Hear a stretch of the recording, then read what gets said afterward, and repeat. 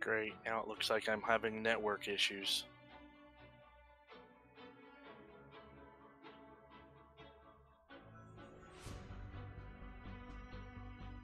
Yeah, we ended up losing internet today, and then while Gail was...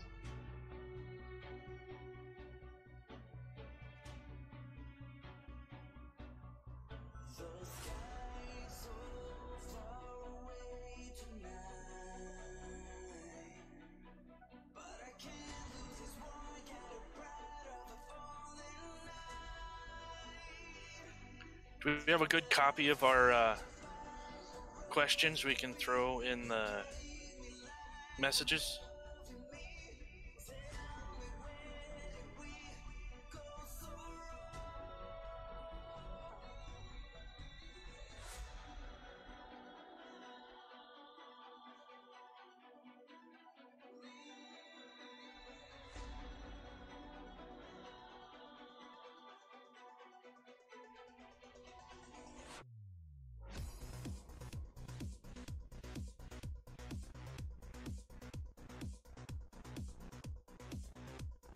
Dan, do you have Vox set up?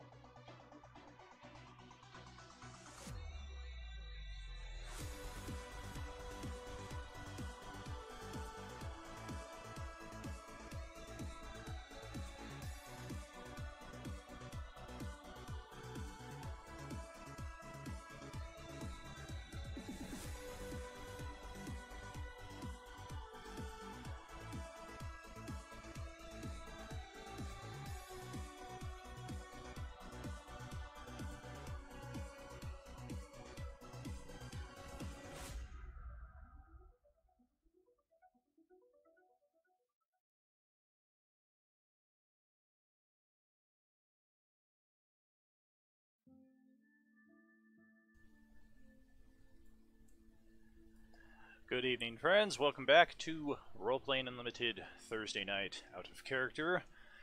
We're so glad you've decided to join us this evening. Looks like we got 4 people here to start off, so thank you very much for joining in. With me on the central part of the screen here, we have our dwarf, both in and out of game. Jason, say hello. Hi, everyone. And filling out the bottom side of the screen there, as usual, it's not good Don, it's evil Don. That's right. It comes with the goatee. We do have good Tragically HP up here in the upper left tonight, however, freshly shaved and ready for another night of interactive Q&A. And as posted in the chat log there, we have usual 3 questions, different questions of course.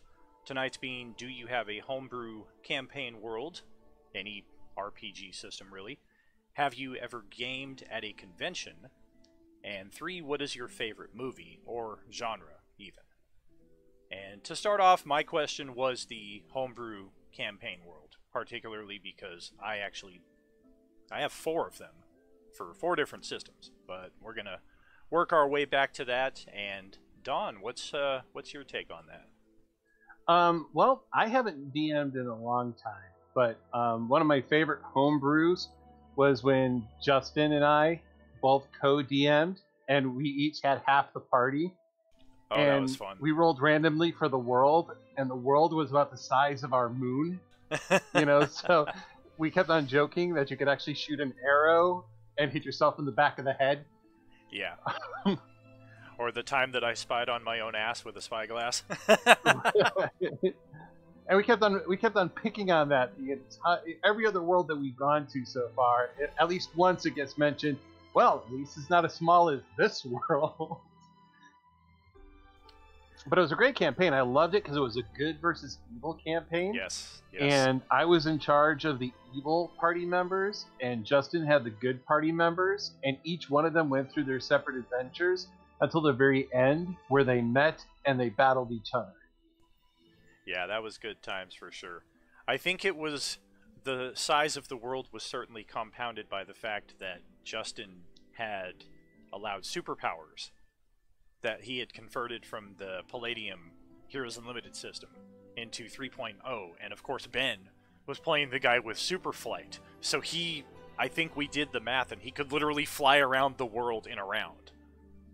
Right? I mean, that world was so tiny, and it was like, how are they going to actually meet up with... Oh, wait. It's so small, it's like meeting up at the mall or something. I think Jason played in that one too, didn't he? I did. That was right around when I first started gaming with you guys. I think that was the second or third game I started playing with you guys, way back in like 2000-ish. Yeah, that's when you played Magnus, otherwise known as Mongoose. Yeah, weren't you both on the good guys team? Oh, I believe definitely I was. Oh yeah, that's where I played Kayleen Soundbow, who I enjoyed playing so much that I, of course, found the way to make the intergalactic planetary journey from that world to Enemir, and he was a powerful NPC for one campaign at least. Yeah, so it's like I didn't get the opportunity to play with you guys until the very end when we had the big combat and such. But that was one of my favorite homebrews that I've had.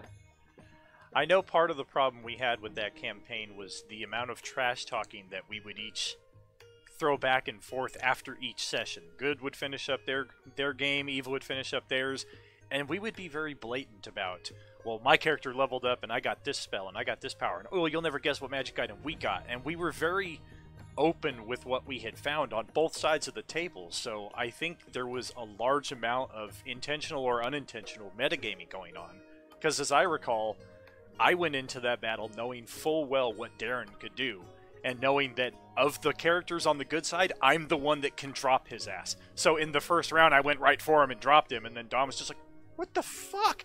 That's our best guy! Well, and the other thing, too, is that Justin and I would talk and be like, okay, what items are you putting in? Right. What items am I putting in? So that we try not to overbalance any one character, any one group, any one character. We didn't want to make it so that, someone could just come in and just drop somebody in one round. Yeah. And all of a sudden, here you go, come in and drop somebody in one round. And I'm like, what the fuck? Yeah, perhaps I was a bit deceitful there in the amount of metagaming that was going on back and forth. Maybe I didn't tell everybody exactly what I had, or maybe I did and they just didn't play off of it as much as I did, as when Darren was like, well, there's no way you can defeat my character because I can do this and this. And I'm like, if I cast this and I use this, I gotcha. If you fail that save. And sure enough.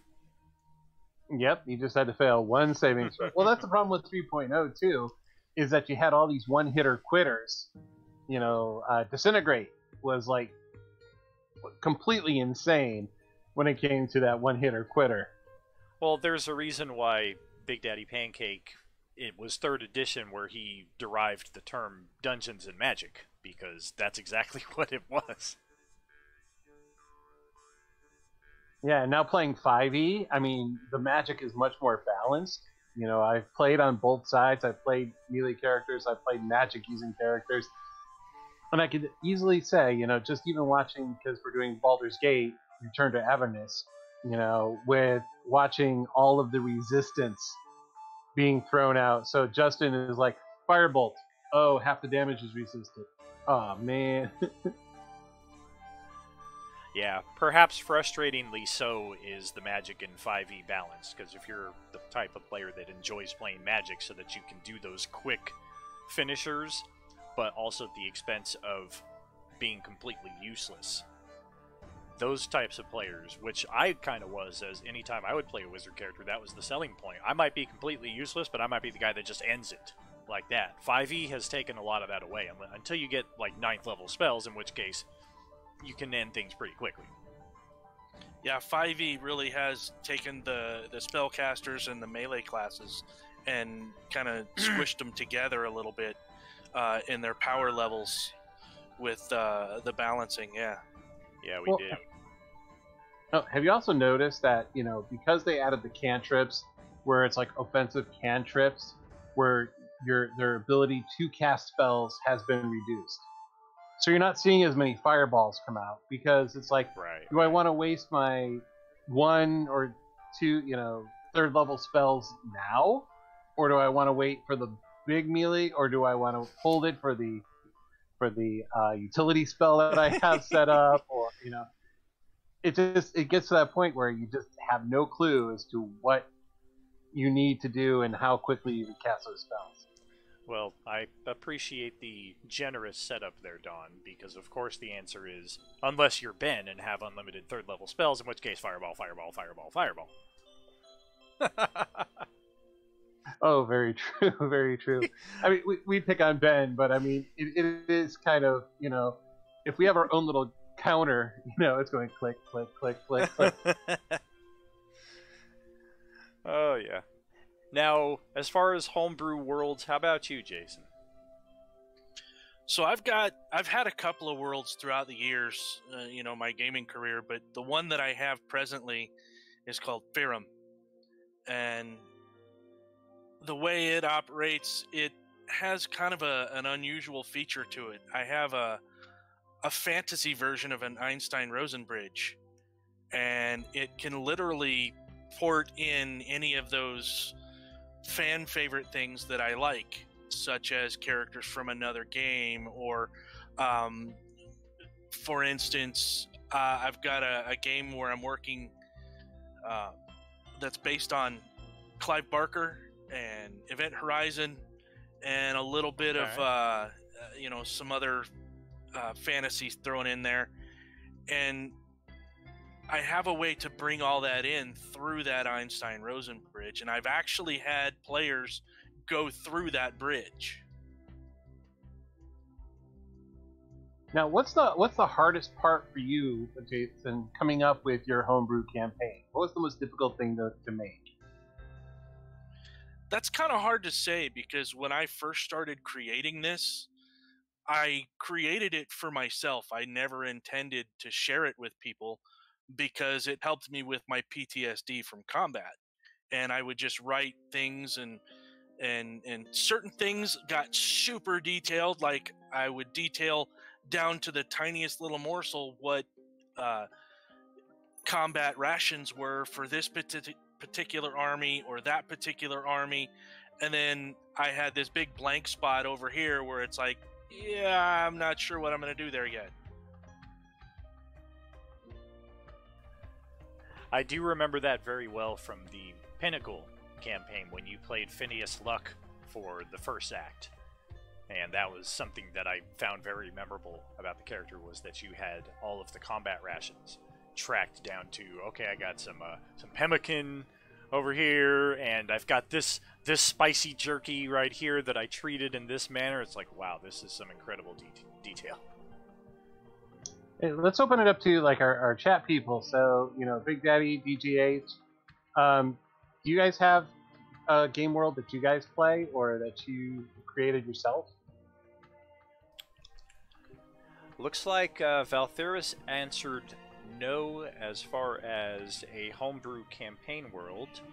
And DJH, thank you so much for jumping in even for a minute. We really appreciate you dropping in to say hello. And thanks for checking out the recap later on. That's right. I mean, because we're trying to build this thing into, a wonderful show for, just to talk, to hang out and chat. And, when you guys come in and watch for even a little bit, it helps us out. It gives us something to talk about. That's a confidence booster, it's, man. You guys watching later, make sure you check our Facebook page and all that stuff for, the questions that we ask, because we'll send you out those ahead of time, and you can always respond to that. Yes, indeed. And again, we really appreciate you dropping by, and that goes for Valtheris and everybody that happens to stop by tonight and any night, whether it's live or whether it's on the recap. It's all good. Now, we did have a couple answers to the questions via our Discord fan page and our Facebook fan page, and I think you got, no, I think that was it for this week. Now, Don, Right. what did you had answers from Tink, I believe it was. Right. And Tink is a wonderful person. She's a friend of mine in real life, and she's just amazing when it comes to answering a lot of these questions. And it's like, do you have a homebrew campaign setting? Yeah, Setting. And this is kind of a long answer, so Thanks, I do. Tink. I'm currently DMing a bi-weekly game. It's completely homebrew from the world to the adventure. It takes place on the continent of Usharan, in the Ardvaxian Sea. That's the amazing thing about homebrew campaigns and the awesome names these people come up with that I cannot pronounce. My players come from the same isolated continent. I started with Robert Jordan-style Cataclysm, TARDISed the main group 50 years into the future, Love it. made the place where the continent split into the Dark, a region of absolute zero light, where the only illumination are pieces of the dark is fairy fire. Our main bad guy is a necromancer bard called the Necrodancer, who combines his necromancy and bardic talents to make his minions fight dance battles, or they become part of elaborate puzzle security guards. One of my players recently decided they wanted to dual class as a warlock, so I made his patron Tatiana, because how screwed he is to have a nature patron in a place where there's no sun and nothing grows. That is some amazing detail. I dig it.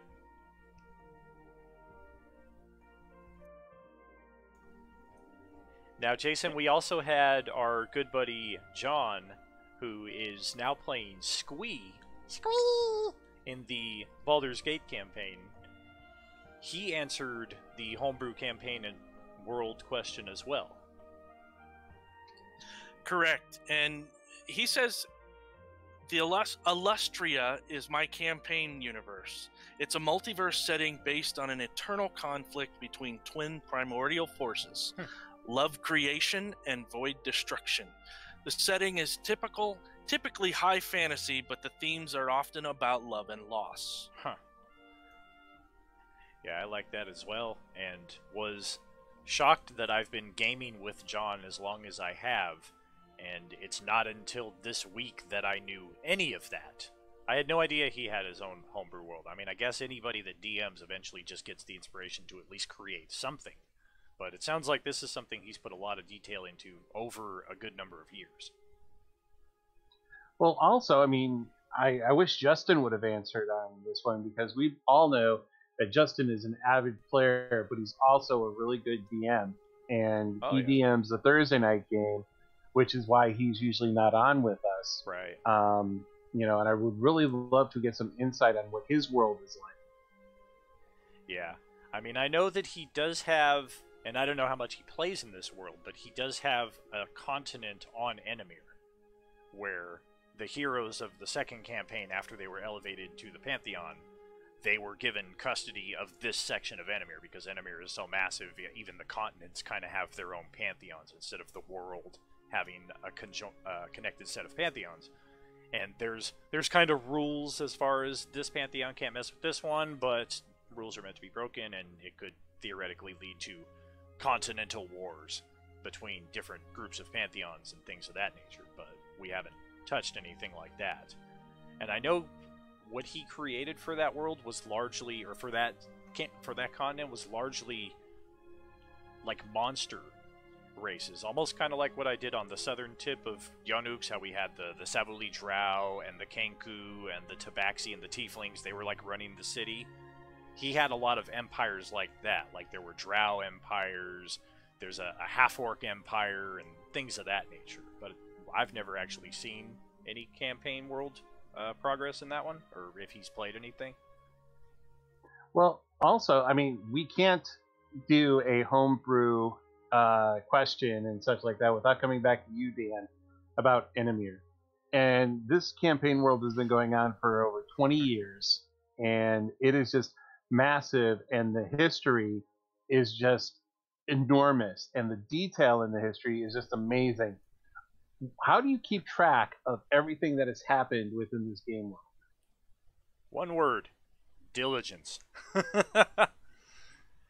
It began with handwriting everything, and once I got my first computer, that just naturally progressed to I would type out the campaign notes, and a lot of it, as any GM will attest, you write out this much and you use this much. So I still have a lot of stuff that is just completely unused out there, but that was how the process began, and where I discovered my love for chronicling and for history and things of that nature, and especially reading the Lord of the Rings novels. Just how diligent Tolkien was as far as the chronology once the groups get split up. On August 25th, they're on this day, and on September 1st, the other group is over here. And you can see how closely they are, and they're all making their way towards the same destination. And that was initially what inspired my love for just creating the history. And then, of course, that's just the narrative recap of all the stories that have taken place in Enemir, which we've had 10 campaigns over 20 years, chronicling 1,400 years.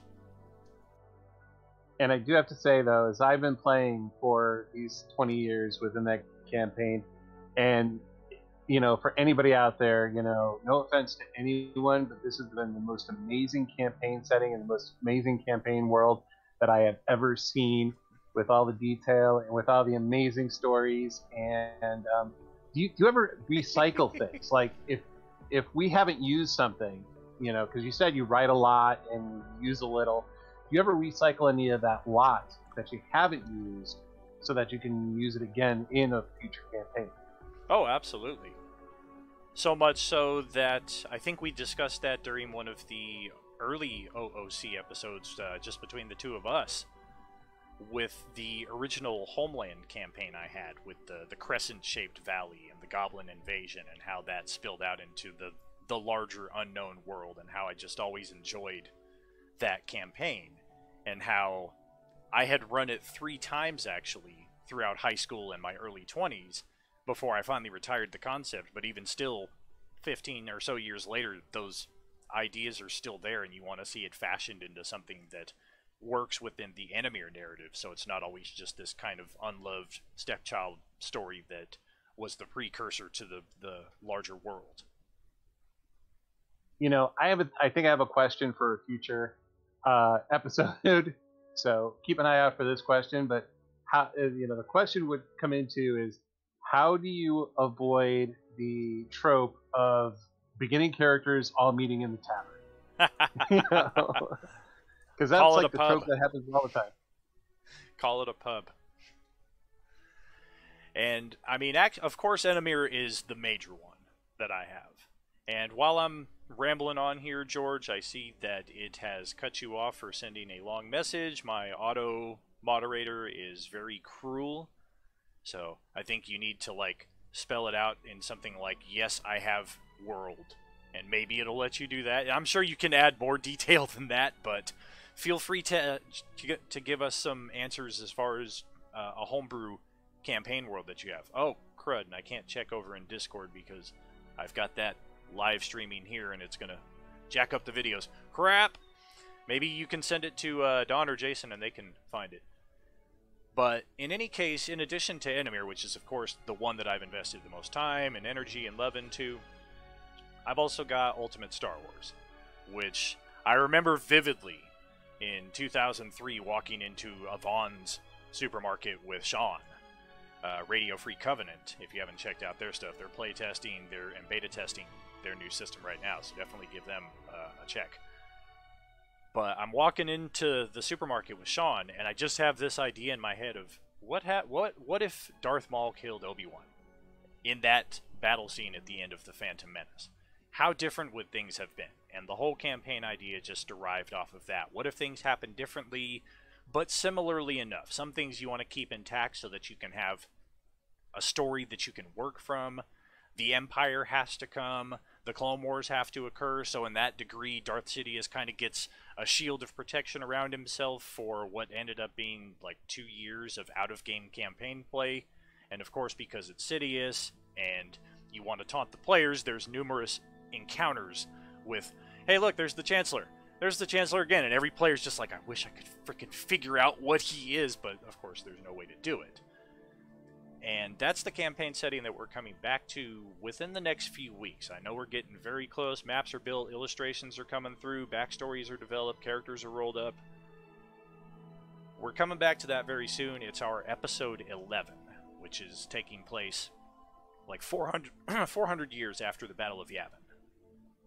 Additionally, in addition to the Ultimate Star Wars campaign, I have a Mutants and Masterminds campaign, which was called The New Evolution, which was basically just, it was another kind of what-if story, just of normal people in 1999 Earth Chicago gaining superpowers, and just how those stories would fall forward.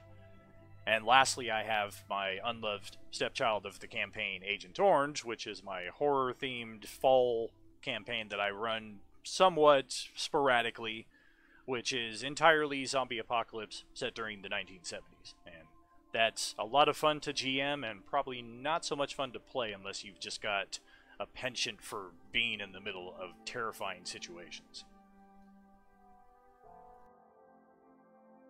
You know, oh, go ahead, Jason.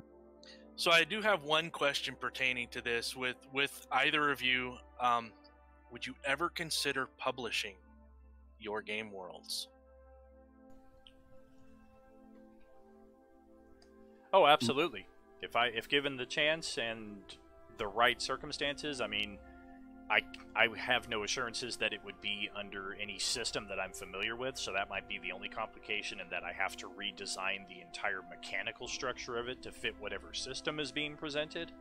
But just the exposure and having the campaign world out there, I think would be huge. Me, I don't have anything right now as far as a game world.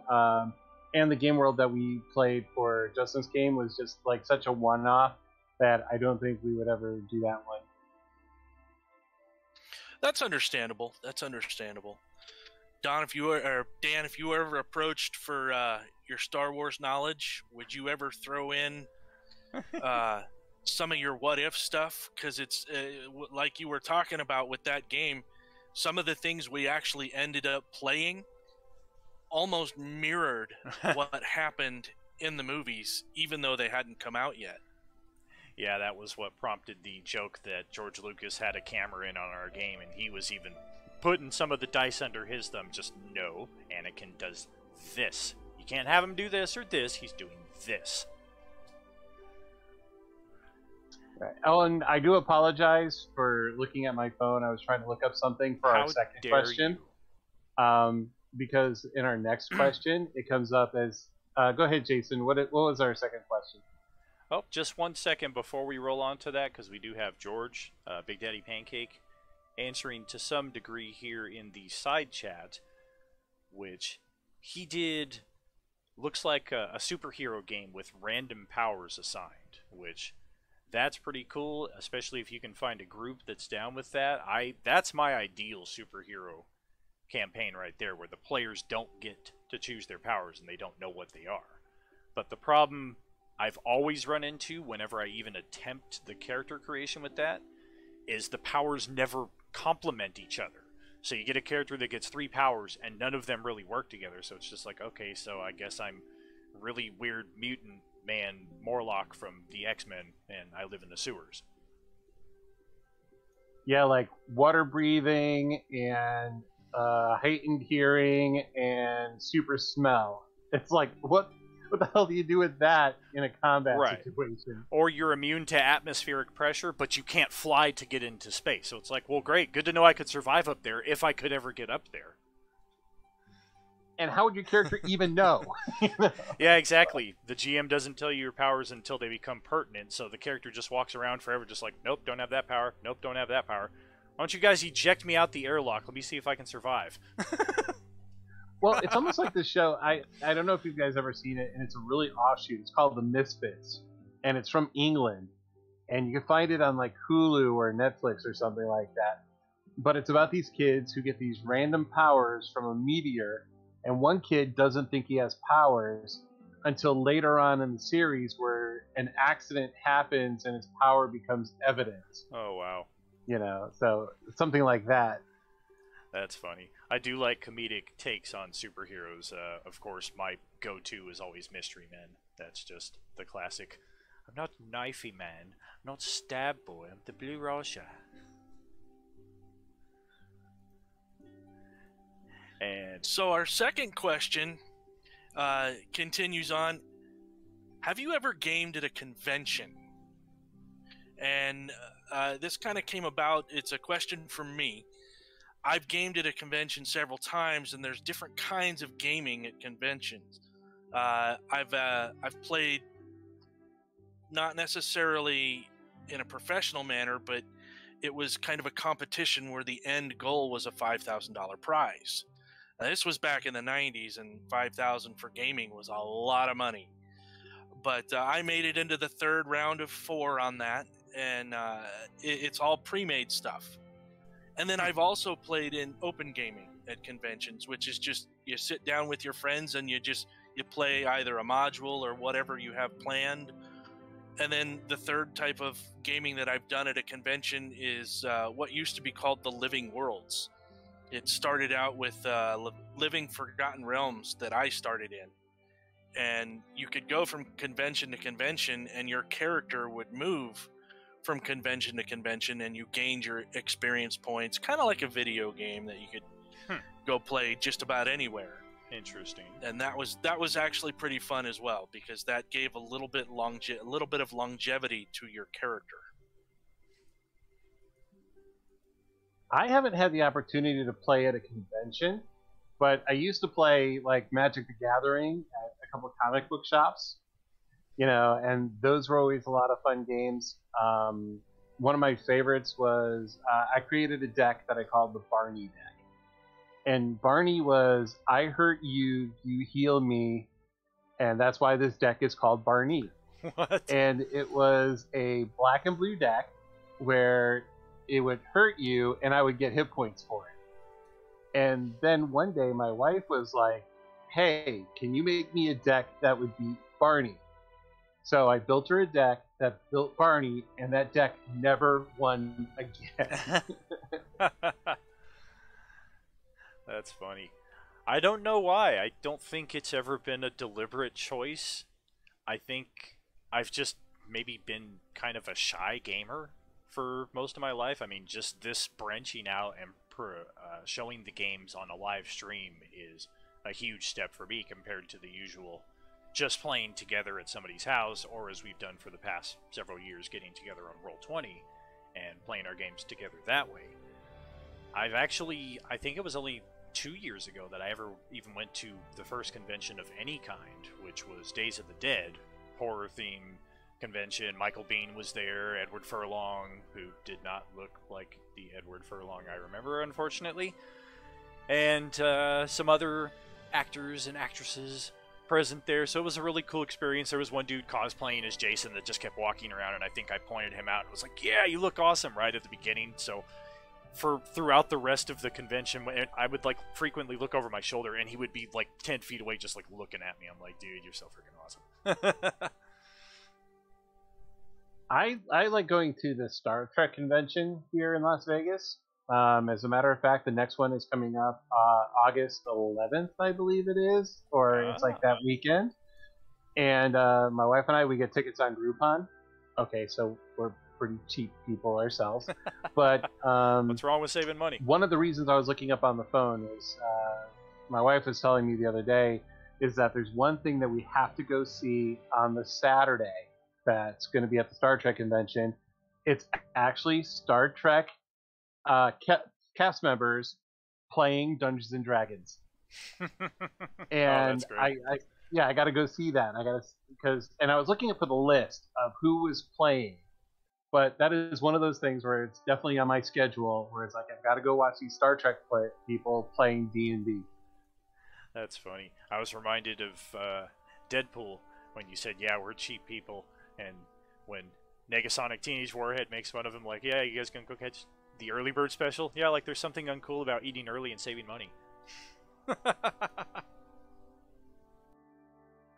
Well, and the fun thing though is, back to the Star Trek convention, is that it's not all just Star Trek people.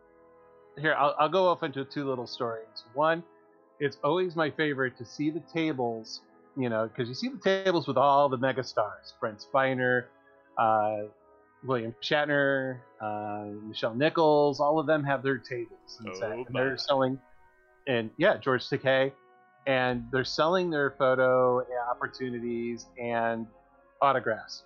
And then you see the tables a little further away of like Ensign Skippy, who was in 3 episodes as a red shirt in the background, and he's got his photos and autograph for sale. And it's like, who are you, Ensign Skippy? I don't know Star Trek well enough, but I do know that I want the Ensign Skippy action figure now. Right. And the second thing is it's not all Star Trek people. As a matter of fact, a couple of my favorite people to go see when I'm down there are Kathy Coleman and Wesley Ewer. Can you tell me where they're from? Doctor Who? I'm going to take a stab at Lost in Space on that one. Nope. Pretty close, though. Land of the Lost. Ah. This is Will and Holly from Land of the Lost. Loved that show as a kid. I would watch it religiously. My wife, for my birthday, got me, Cameo? Are you familiar with the app? Oh, Cameo? yeah. Oh, yeah. I talked to Big Ed from 90 Day Fiancé on that shit. She got me a cameo with Wesley Ewer for my birthday. That's pretty awesome. That is freaking cool. She got you that a year before as well with the different celebrities, right? That's always a great gift idea. Oh, yeah. Actually, for our anniversary, it was Maurice LaMarche. Yes, I remember that one. And he did all the voices too, so he went through and said happy anniversary and like all these voices, Brain and from Futurama and, all these characters from all these other shows. It was really, really cool. You know who I hear is very wonderful and interactive on Cameo? Who's that? Mick Foley. Cactus Jack himself, the mankind, the kind man. He seems like he would be one of those, like, really cool to get a cameo from. Yeah, for sure. He made my day several years back. Just I was following him on Facebook, and he was the GM of Raw at the time. And I think they went through the usual angle, because the GMs, the commissioners, they're on a rotating cast. Like, they every year they change him out. So, of course, Foley's time had come, and they fired him in the story. And he posted something about it on Facebook, and I just said, "It's already been too long without you. I miss you." And he gave it a like, and I was just like, "Whoa!" Yeah, it's just amazing, too, is because, Wesley Ewer is one of those people that I follow on Facebook. Same thing with Kathy Coleman. And I have to admit, I was one of those kids when I was growing up watching Land of the Lost that I had a crush on Holly. I'm sure everybody had that, crush on these kids that are our own age that were on TV. Right. I mean, yeah, mine was Wednesday from Addams Family. I that was my crush. And being like 50 years old now and looking back, like, wait, that's kind of weird having that. I plead the fifth. Yeah, but yours is still current. I mean, the name Natalie Portman still, it's like she means nothing. She means nothing to me. You hear that, everybody? Gone, done, off with you. Well, I was going to get you a cameo from her for your next birthday, but I guess I could save the money. Yeah, don't do that. Don't do that. Call Mick Foley instead. So one of our responses online was from our good friend John, aka Squee. And he says, conventions are so much fun. I've really only ever been to one tabletop con, Origins, but it was a blast. My experience was a big room full of people running the same module with many of the same pre-made characters.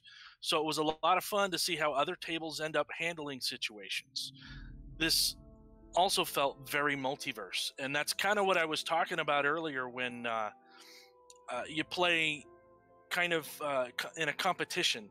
It was very similar to that aspect that he talked about. You're voted on. The DM and the players all go from round to round to round, and I've often talked about it with you guys. All these people are playing the same module with essentially the same characters. You have a pool to choose from of pre-generated characters, and some people never leave the tavern, and other people, finish the adventure and have 30 minutes left.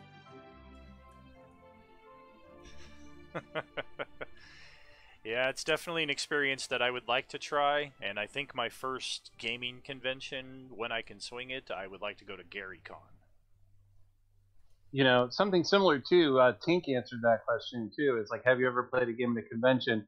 And she was like, ugh, talk about a bucket list goal. I've never been able to afford the cons, much less an incredible opportunity like this. Yeah, for sure.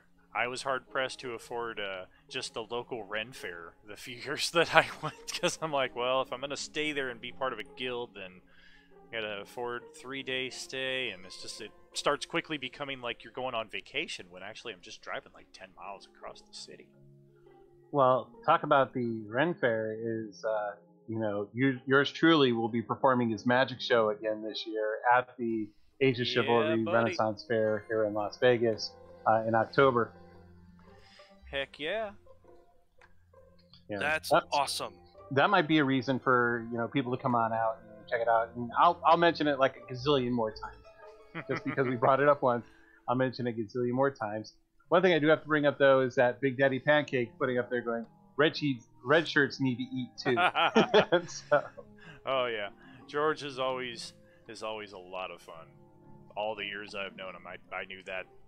Like, from the moment I met him, I just knew that we were going to be lifelong friends, because we were laughing together within 5 minutes of meeting each other. And for me, I love to laugh. So I was just like, all right, I found my buddy right here. We're good. I actually thought he was the manager at the time. We were working at Albertsons together, and the guy who was actually there a few months longer than us had told us to pallet these pallets of dog food out to the front.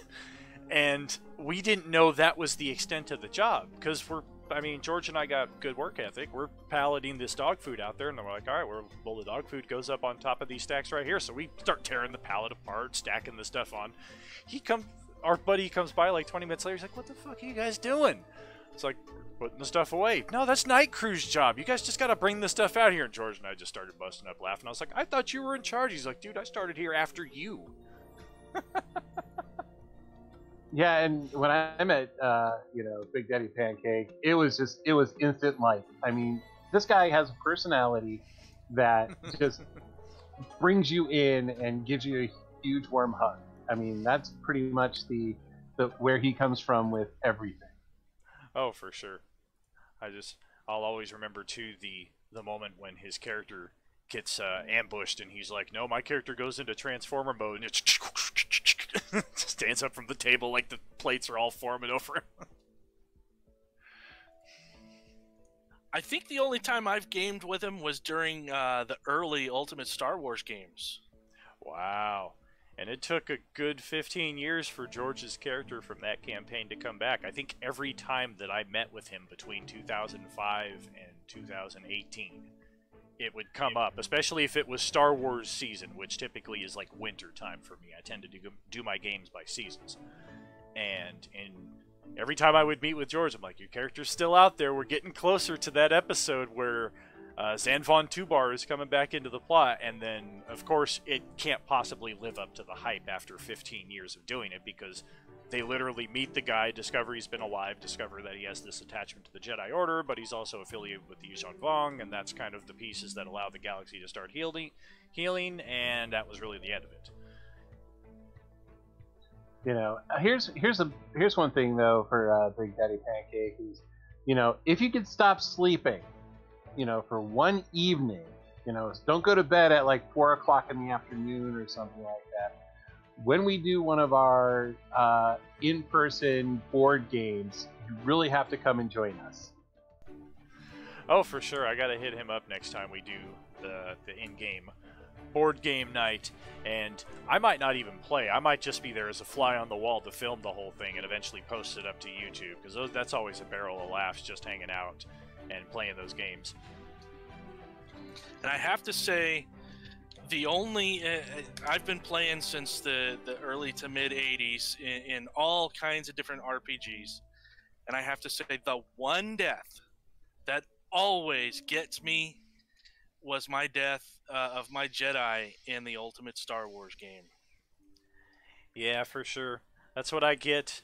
I take full credit for that in retrospect, in the years to come, because I caved to too many backhanded player comments about railroading and plot devices and an insistence that things be relied upon more randomly and let the dice fall as they may, and that strategy just doesn't ever work for a good party cohesion. It works great if you're playing a tactical game and the objective is to see if you can make it from the beginning to the end. But if you're trying to build a party and build a story and you got characters dying every other session, it just doesn't get you anywhere. And I recall vividly just having an argument about it before that game kicked off. And we got into the game and it was just like, alright, well, we're going to see what happens when we let the dice fall as they will. And we just had a series of unfortunate events, both with the way the dice fell and the way the party was lined up, the way the initiative was staggered, the fact that Dawn went right before Justin instead of right after Justin, after the thermal detonator had been set on the top of the proto-deca. So I thought we were never mentioning that again. This is the last time, I promise. So Dawn was on top of the proto-deca and went before... I mean, this will be the last time. He went before Justin, and unfortunately it was the same moment that we had in the Heroes Unlimited campaign all those years ago when Darren was Mr. Plasma Guy, and his objective was, well, we're in the villain's lair, their jet is right there, so if I want to cause them maximum damage, I'm just going to fly into the fuel tanker of their jet. I'll be fine, because I'm Mr. Plasma. The jet will go kaboom. Half these villains don't have a resistance. I do have 5 party members in the immediate vicinity. Alright, so I'm going to start my turn by telling them, you guys need to get out of here very quickly. And I'm going to end my turn by flying into the fire. Which, of course, we all realize there's 0 time for anybody to do anything from the start of your turn to the end of your turn, because it's still your frickin' turn. So that was one that we harped on him about for a good number of years, and provided the lovely memory of Ben's Wolverine character strapped to the gurney flying down the side of the volcano. Help! I don't think I was in that game. I think I was gone when that happened. I think that was actually before we ever did Nero. This would have been 2000, I think, and we didn't jump into Nero until 01. Wow. You know what, George? I mean, I realize that you're a nice guy, but I never realized you had such a potty mouth that the Streamlabs has to go berserk with deleting your things. I need to configure it better so that it pops up like an Arnold meme that just goes, I don't like you using harsh language. But I think, you know what, this actually gives me an idea. And one of the things that we should come up with is maybe like a contest for those that are local in Las Vegas to have them sit with us for a live game. Bring in a couple people that keep answering our questions, or keep chatting with us online, everything like that, and bring them into a board game. That way we can hang out with the people that support us and makes it more personable. I dig it. I can DM. Makes me wish I was back in Vegas. Yeah, except for the sweltering heat that even pierces the veil of your own home. No matter how good the AC is, you're just like, oh god, it's so hot. I know New Mexico's no picnic though either.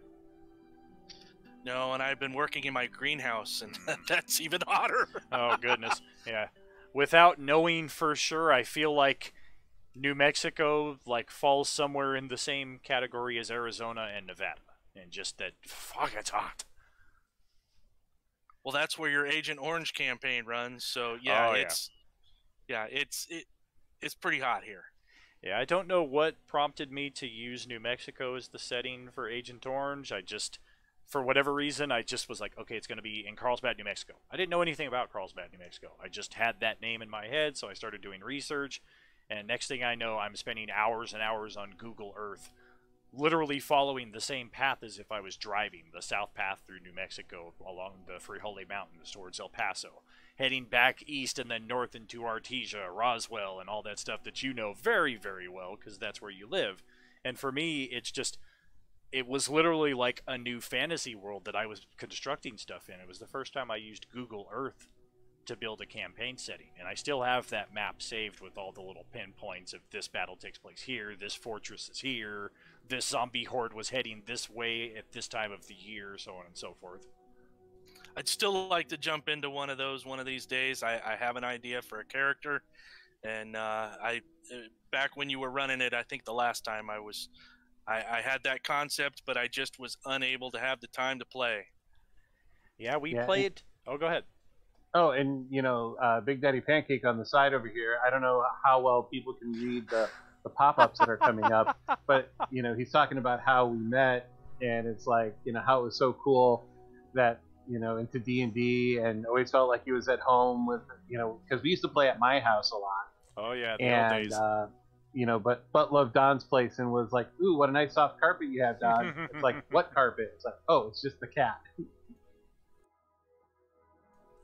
That's funny. I think the cat bed was my GM seat for like 2 years. I would just be like, all right, I'm going to sit in the cat bed here, and I'll set up my GM screen in front of me, just freaking Indian style on the floor, and everything's good. Like, I'm 21 years old, so sit on the floor, no problem. Now I'm looking at it, I'm like, all right, I need a nice comfy chair, glass of water, a couple cough drops, have some tea ready at about this time right here, man. It just, you get old really freaking fast.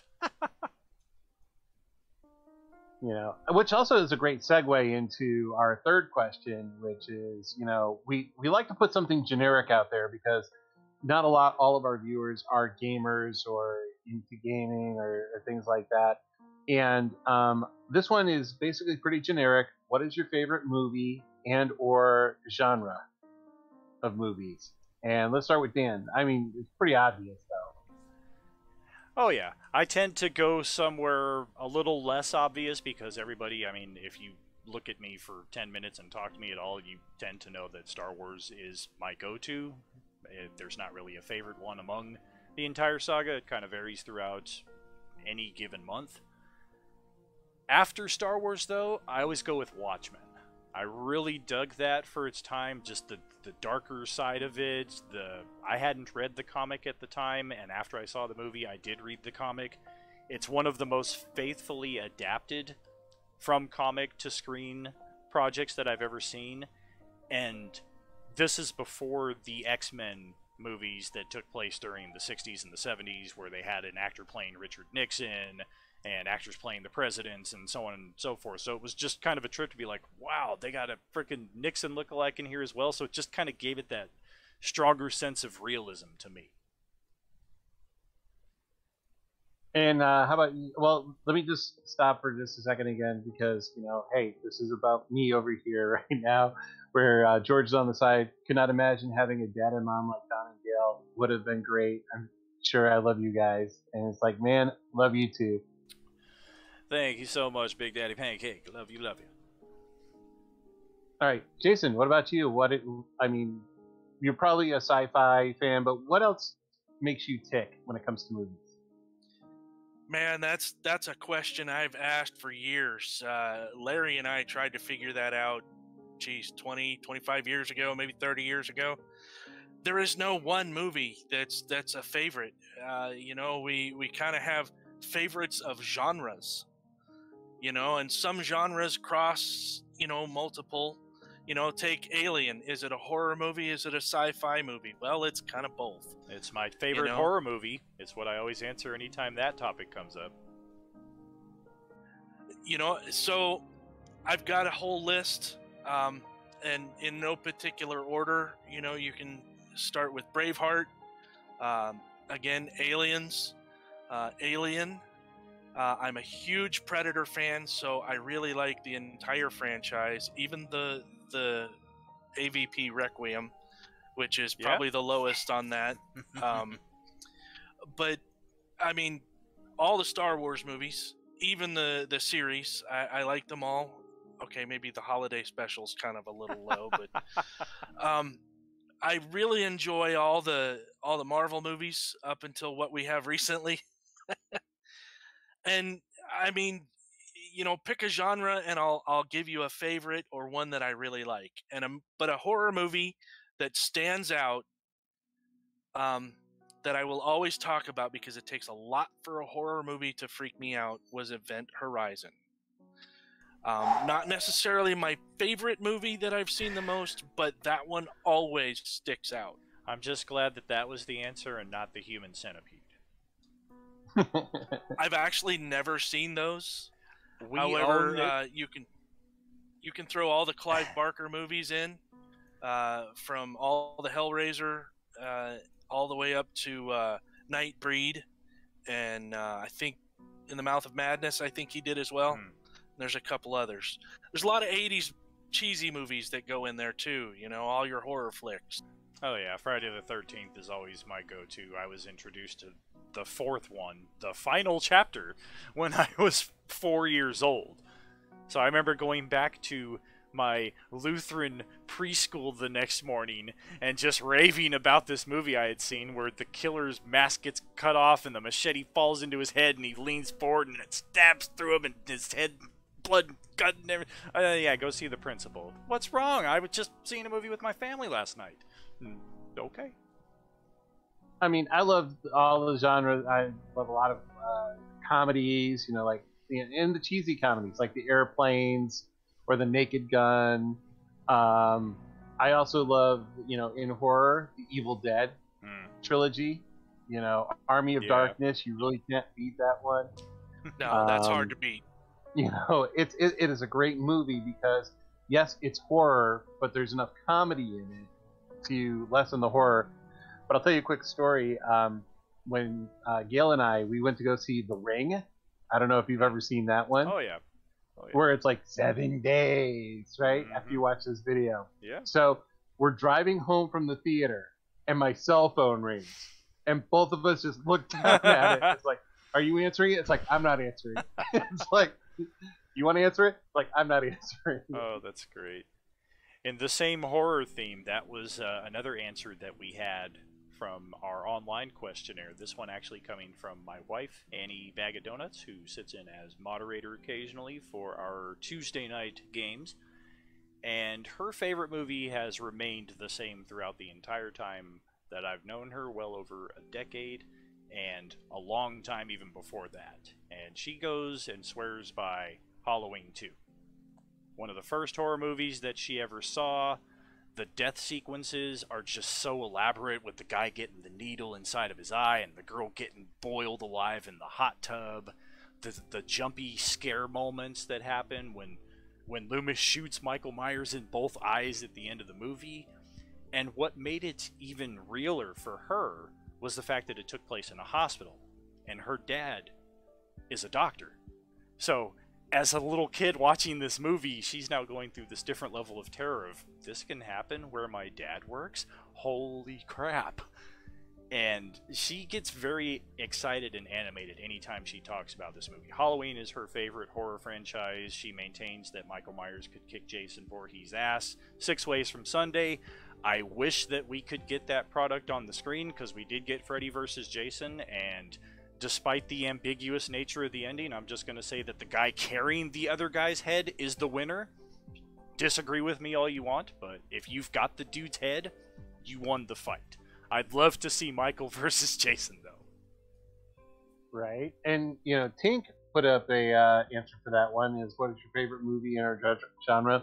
I really love high fantasy movies in general. My favorite is The Flight of the Dragons. I'm pretty much into anything that's not a jump scare horror film. And I kind of agree on a point, where it's like when it comes to the jump scare horror flicks, is that when you've got a movie like Final Destination, where the first one is great, and then the second one, it's like all it is a splatter fest. It's like how much gore can we put on the screen? It's like you lost something in the translation there. I would encourage you to give Fear Street on Netflix a try. It does a great job matching the story and the tense nature of horror with the gore. It's not just all a gore fest like the Saw movies became, although they at least had the dynamic of puzzles to kind of keep it original. But Fear Street, I had no idea what I was going into for it, but it's a 3-part movie series where we've watched the first 2, so we have yet to see how the whole thing ends.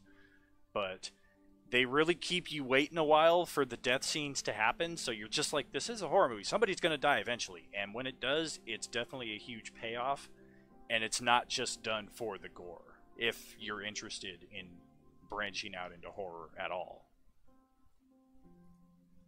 The Mist, yeah, that is a good one as well. Original or remake, I think there's multiple versions of it, but any of them that I've seen, they're Big Daddy Pancake. They are all pretty top quality. I think one of the more recent ones had a lot of the Walking Dead cast in it. Yeah, and you know, when it comes to horror and everything like that, the Saw series, absolutely amazing. And I love the fact that they throw these twists in there, and they throw these time conventions in there, where it's like you're watching one movie, then you're watching another movie in there that actually takes place at the same time as the other movie that you're watching. And then when they bring it all together so that you can actually match the timelines up. I mean, it's just amazing storytelling where you can run. It's almost like running a couple of campaigns at the exact same time and making them fit together. Oh yeah, that's what we did with Enemir Restoration and what at the time I think is still named just simply Enemir Adventures. That was actually the first Roll20 campaign that we played for Enemir. And I'm still learning how to operate Roll20, and I inadvertently deleted all of our character sheets, all of the plot information, all the maps, everything that I had built for Restoration. And this is 90 minutes before we're set to play that night. So I just tell everybody, so everything's gone.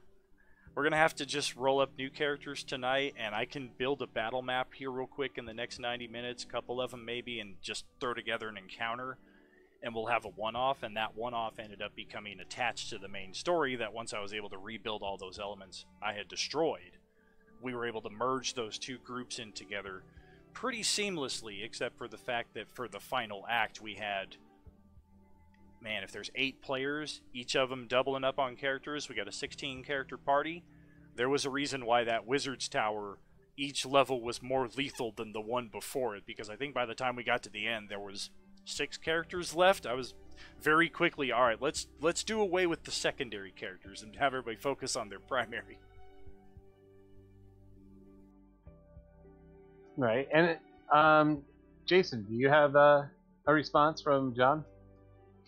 I do, and he actually brushes up on one of the subjects none of us have touched yet, and I do have favorites in this genre as well, but he says, Butch Cassidy and the Sundance Kid. Such a fun adventure movie, set in the Wild West, but story by the same guy who did Princess Bride. It also follows a very D&D theme, I feel. Party on the run, trying to escape the law. And in those lines, I have to throw some favorite westerns out there, and of course they're going to be Clint Eastwood with the outlaw Josie Wales, and of course his original spaghetti western trilogy, the Good, the Bad, and the Ugly, which was the third of all 3. And then I'm also become a fan of Terrence Hill recently, and he was also one of the spaghetti western stars from the same era. And his movie Nobody Is My Name is the inspiration for my upcoming Star Wars Mandalorian.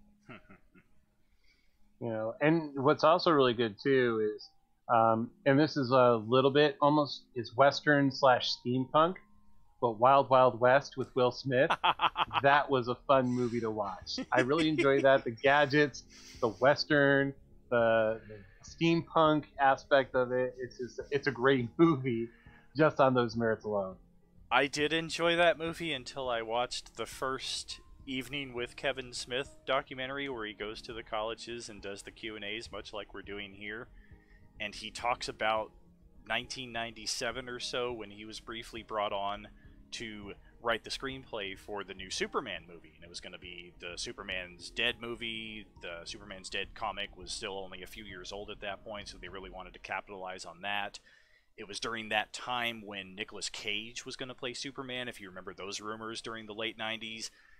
And Kevin Smith weaves this tale of how he is continually berating the existing script in front of the Warner Brothers head honchos, and they finally decide, okay, well, since you seem to know so much about this, why don't you write the script, and we're going to put you up with John Peters, who's going to produce the movie. And he tells this tale of every time that he meets up with John Peters, it's just the most wacky experience ever, and there's got to be these action beats every so often, including when Superman goes to the Fortress of Solitude. Like, let's throw in an action beat there. Like, maybe Brainiac, like, fights some of Superman's guards or something at the Fortress of Solitude. Kevin Smith's like, why would Superman have guards? And why would there be anybody there? It's the Fortress of Solitude. And then the one thing that John Peters insisted on in the third act, he's got to fight a giant spider. And Kevin's like, okay, I mean, I guess I'll work that in. And sure enough, that project never ends up coming to be. Kevin Smith gets removed, John Peters gets removed, and sure enough, like a year later, John Peters is producing another movie called The Wild Wild West. And sure enough, in the third act, giant fucking spider appears. It's just like he took the ideas for Superman and put them in that movie, and I just looked at it in a completely different way. Did you ever go back and watch any of the TV series after you saw the movie? Yes, I did, and I love those. I love that TV series because, and Big Daddy Pancake said, the movie was before its time, but I also think that the TV show was well before its time. Just amazing. Again, the character chemistry, the gadgets and gizmos. I think the chemistry was a lot tighter in the TV show than they actually made it in the movie, though. Yeah, that was one that I definitely caught in the theaters back when it came out, because it was a pretty big summer or fall movie, whatever, in '98. So I definitely caught that one, but ahead of its time as well. But then you kind of look at movies differently as time passes by in other perspectives as well, especially when you get an inside look at it from the perspective of Kevin Smith. We also had Valtheris answer our favorite movies question earlier on, and just a simple answer of not really a favorite movie. He tends to find that most movies have some kind of merit to them to make them viewable and entertaining, which I think is something we all agree on as well, in that it's kind of hard to lock down a favorite movie. For my wife and I, we've passed the time on several nights and days, and for Dawn, you were there at our wedding, and Annie brought it up during our vows as far as the top 5. That's something that she and I do all the time. Top 5 horror movies. We get it from the High Fidelity movie with John Cusack. So we're always very pressed to put things into a bottle as far as these are the 5, and these are the 5 as well. So anytime questions like this come up as far as what's your favorite movie, what's your favorite horror movie, things like that, what's your favorite scary movie, Sydney?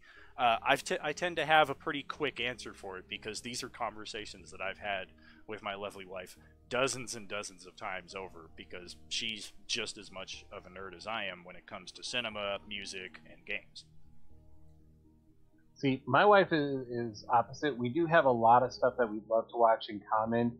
The Star Trek movies, the newer Star Trek movies, especially with Carl Urban as Dr. McCoy. Okay. Besides, DeForest Kelley has to be the best representation of Bones that I've ever seen. But there's also stuff that, she loves The Greatest Showman. I liked The Greatest Showman. The music is really good.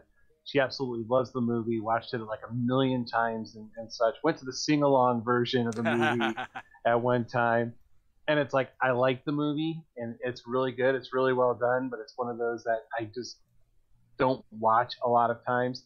And, she loves movies where basically she can tell if it's a movie that I'm going to like or if I'm not going to like it, and I'm not going to like it if it has a plot. If it has like a real plot to it.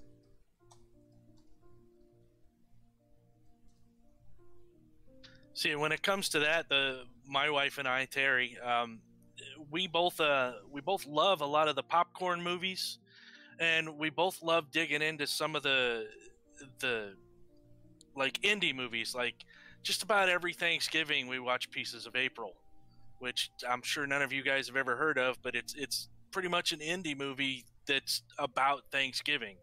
And we've owned this thing on DVD for, I don't know, since we've been together, which is about 16, 17 years now since I came home from Iraq. And it's just one of those things we always watch. And speaking of movies, right after this, the three of us are going to kick back and we're going to be watching Empire of Dreams. Yes, indeed. After Party OOC coming up shortly.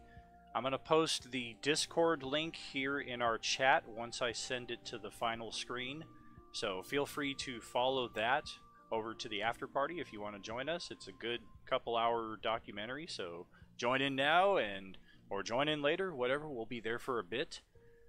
Thank you, as always, Evil Dawn and Jason, for being here as co-hosts, helping with the Q&A and lending your perspective to this wonderful experience. Thank you very much for having us. It's always a pleasure doing this. And remember, like, share, invite your friends to come see this.